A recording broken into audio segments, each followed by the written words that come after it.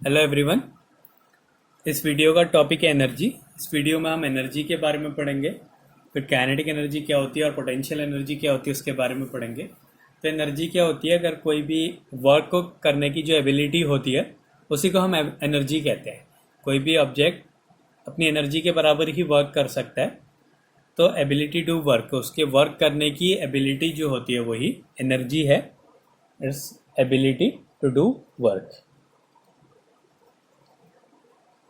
Ability to do work. ये क्या है? हमारी एनर्जी है। अब एनर्जी जो मैकेनिकली हम देख रहे हैं यहाँ पे, दो टाइप की एनर्जी के बारे में हम पढ़ेंगे, काइनेटिक एनर्जी और पोटेंशियल एनर्जी। तो पहला है हमारा काइनेटिक एनर्जी। काइनेटिक एनर्जी, अगर कोई बॉडी मोशन में है तो उसकी वहाँ पे जो उसकी एनर्जी होगी उसको हम बोलते हैं काइनेटिक एनर्जी। किसी भी ऑब्जेक्ट के मोशन में होने के कारण जो एनर्जी है उसको बोलेंगे kinetic energy. Energy possessed bye a body,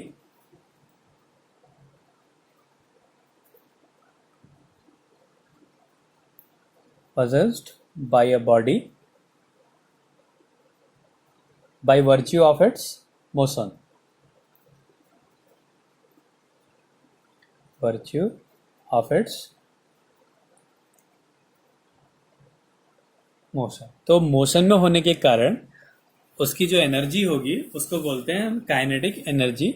अगर कोई ऑब्जेक्ट जिसका मास m है v वेलोसिटी से मूव कर रहा है तो उसकी जो काइनेटिक एनर्जी होती है वो होती है हाफ mv स्क्वायर। अब हम इसको सॉल्व करते हैं, इसको प्रूफ करते हैं। माना एक ऑब्जेक्ट है, इसका मास m है, इस पे फोर्स लग रहा है f फोर्स लगा। पहले माना ये इनिशियली रेस्ट में है और इस पे फोर्स लगाया। फोर्स लगाने के बाद इसकी वेलोसिटी किसी टाइम पे v हो गई और इसका जो डिस्प्लेसमेंट है वो माना s है। तो जो वर्क डन होगा, फोर्स भी उसी डायरेक्शन में लग रहा है, डिस्प्लेसमेंट भी वही हो रहा है, तो जो वर्क डन होगा वो होगा फोर्स इनटू डिस्प्लेसमेंट। अब F equals to m a होता है क्योंकि यहाँ पे एक एक्सेलरेशन भी लग रहा है, उसकी वेलोसिटी में चेंज हो रहा है, 0 से v हो गई उसकी वेलोसिटी। तो मास इसका m है तो F equals to m a हो गया इंटू एस हो गया। तो ये वर्क डन हुआ, एक इक्वेशन बन गई। अब हमें पता है थर्ड इक्वेशन से v square equals to u square plus 2as होता है। अब इनिशियली उसकी वेलोसिटी 0 है तो v स्क्वायर इक्वल्स टू क्या आ गया? 2as। तो अगर हम यहाँ से as की वैल्यू निकालें तो क्या आ जाएगा? v square upon 2। अगर हम इसको इक्वेशन 1 में पुट कर दें तो w इक्वल्स टू m और a इंटू एस की जगह क्या लिख देंगे हम? v square upon 2। तो ये वर्क डन आ गया हाफ mv स्क्वायर। तो वर्क करने की एबिलिटी ही क्या है? उसकी एनर्जी है। तो यही वर्क डन जो है मोशन में होने के कारण जो वर्क कर रहा है वही क्या है? उसकी एनर्जी है। और मोशन में जो अब एनर्जी होती है वो कैसी होती है? Kinetic energy. तो ये वर्क डन क्या होगा? उसकी काइनेटिक एनर्जी होगी। तो दिस वर्क डन विल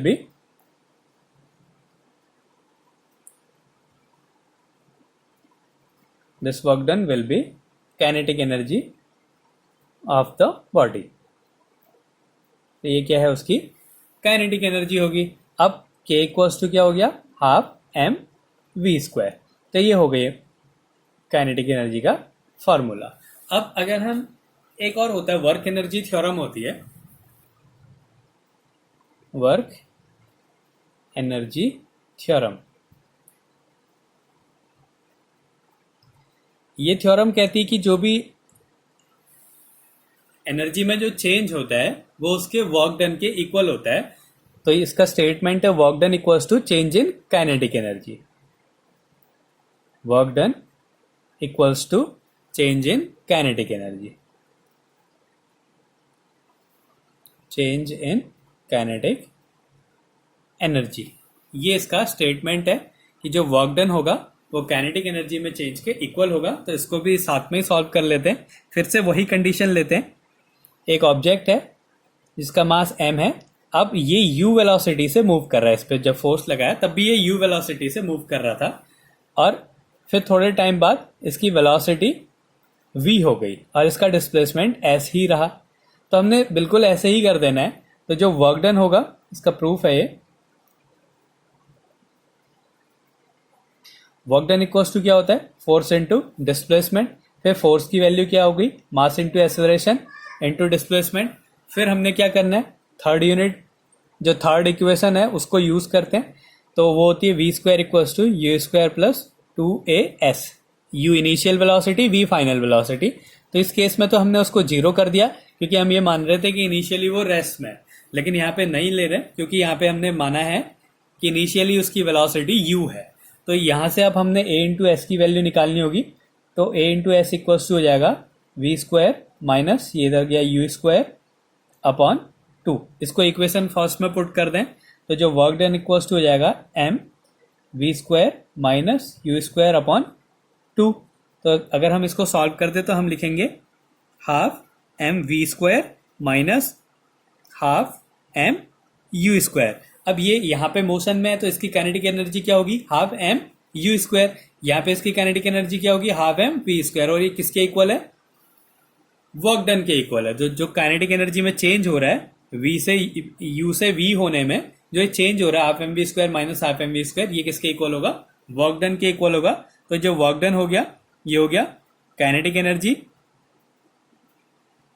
ये कैसी है, final kinetic energy minus initial kinetic energy. जो ये जो हो गया work done equals to change in kinetic energy. ये है हमारी वर्क एनर्जी थ्योरम। इसमें क्या कहता है, work done equals to change in kinetic energy.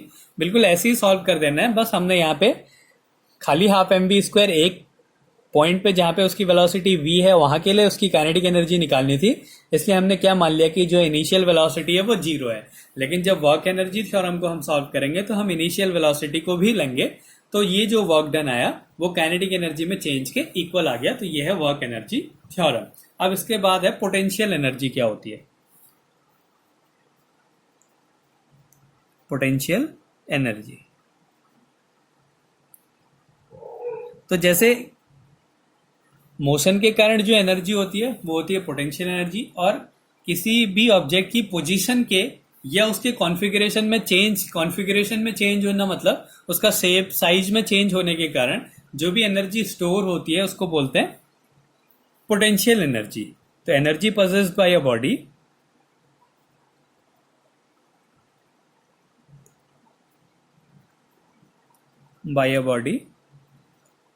by virtue of its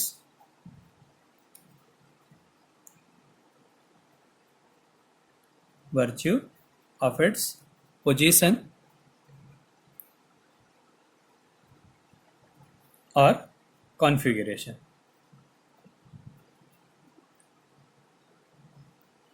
मतलब या उसका शेप या साइज, अगर इनमें कुछ चेंज हो रहा है, कॉन्फ़िगरेशन में चेंज हो रहा है या उसकी पोजीशन के कारण जो भी उसमें एनर्जी होती है उसको बोलते हैं पोटेंशियल एनर्जी। जैसे एक रबर है, उसको हमने पकड़ के खींच दिया तो हम उसका कॉन्फ़िगरेशन चेंज कर रहे हैं, तो वहां पे जो उसकी एनर्जी स्टोर होगी वो पोटेंशियल एनर्जी होगी।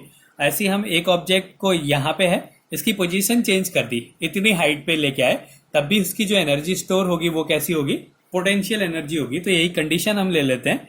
एक ऑब्जेक्ट है वो h हाइट पे है, इस ऑब्जेक्ट का मास m है और इसकी जो हाइट है वो h हाइट है।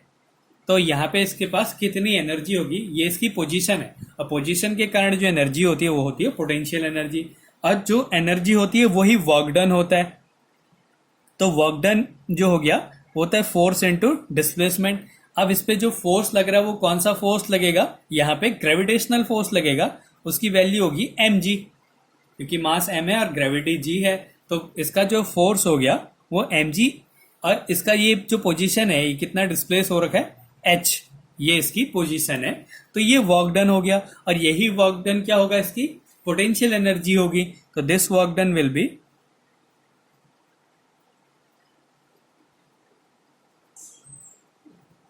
B potential energy of the body. ये क्या होगी, उस बॉडी की पोटेंशियल एनर्जी होगी। तो इसको u से या v से रिप्रेजेंट करते हैं, तो u इक्वल्स टू mgh। तो ये है हमारी एनर्जी। एनर्जी क्या होती है, वर्क करने की एबिलिटी को ही एनर्जी कहते हैं। काइनेटिक एनर्जी, अगर कोई बॉडी मोशन में है तो उसकी जो एनर्जी होगी उसको काइनेटिक एनर्जी कहेंगे। काइनेटिक एनर्जी, अगर कोई बॉडी का मास m है, v वेलोसिटी से मूव कर रहा है, तो उसकी काइनेटिक एनर्जी क्या होती है, हाफ एम वी स्क्वायर।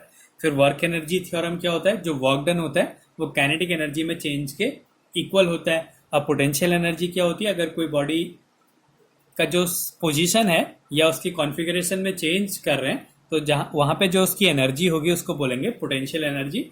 अगर कोई ऑब्जेक्ट की पोजीशन अर्थ से h हाइट पे है और उसका मास m है, तो उसकी जो पोटेंशियल एनर्जी होगी वो mgh होती है।